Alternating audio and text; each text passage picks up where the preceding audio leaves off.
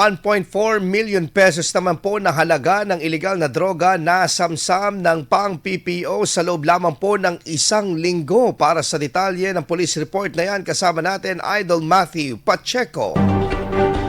104.7 IFM Report.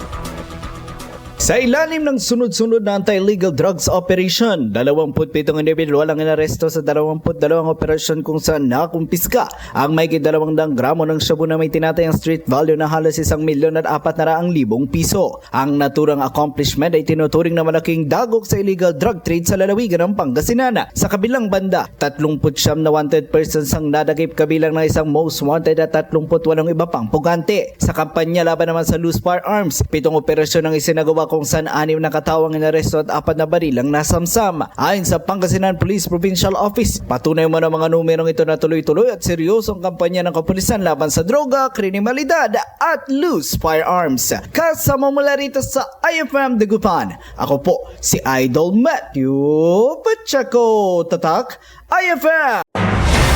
IFM News. IFM News. IFM